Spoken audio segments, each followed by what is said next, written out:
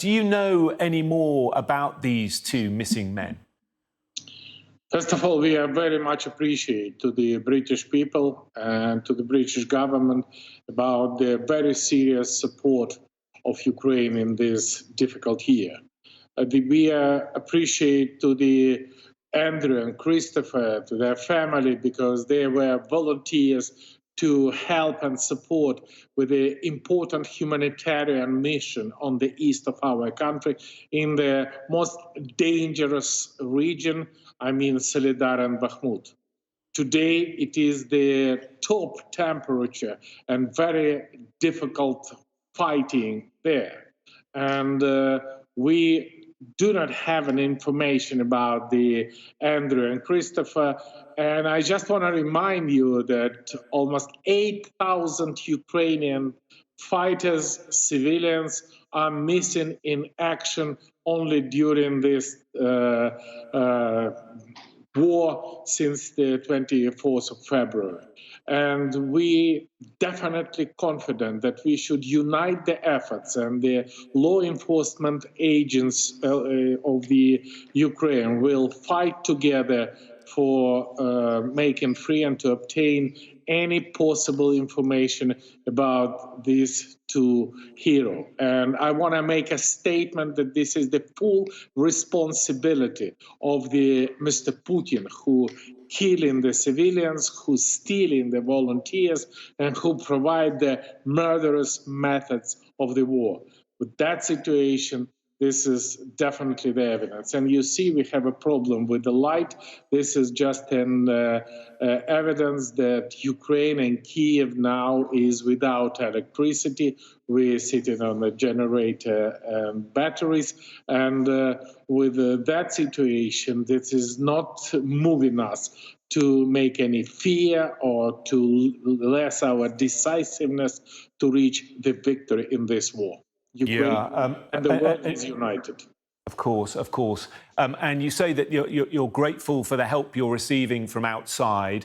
Would you say that you welcome people, volunteers coming to help in a humanitarian way in Ukraine, like these two young men, or would you warn against it because it is simply so dangerous?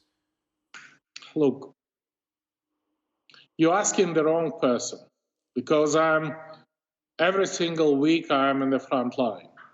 I know what does it mean. And again, we don't have a fear. We are not inviting those who have any doubts to go or not to go.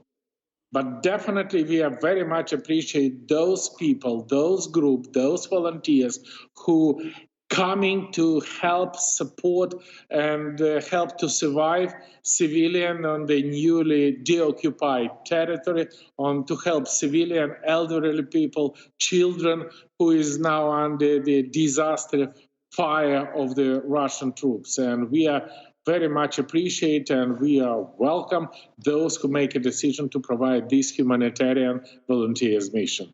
This is real hero. It is a very dangerous area, as you were saying. Just fill me in on the situation at the moment. Is it your understanding that Russian forces are now in control of Solidar and almost in control of Bakhmut? What is the latest? This morning I called to a member of my team who is now in the different brigade who is fighting in Solidar and Bakhmut. In Bakhmut, this is definitely that this is under control of Ukrainian troops, fully control. We provide even the offensive operation under Bakhmut. In Solidar, situation is more difficult. The fighting is inside the cities, and as President Zelensky said, that this is the responsibility of Zelensky that he do his best to protect Solidar, and we definitely help and keeping the unity for protecting that. But even if Russia has a tactical results on Solidar, this is definitely not changing the situation in Donetsk region, on the all east of Ukraine, and we at the same time providing the offensive operation in Kremenna and Svatova, and the Russia cannot do anything serious in all Ukrainian territory and in Donbass in particular. So how important is it for Britain to supply tanks directly to Ukraine? Because we've heard that the British government is now seriously considering that. First of all, I want to thank Sky News, because yesterday the Sky News was the first who informed that the plan of the British government was to supply the Challenger 2 tanks to Ukraine. This is vital that during the winter-spring offensive operation, tank is the instrument for the Ukrainian offense on the east and on the south.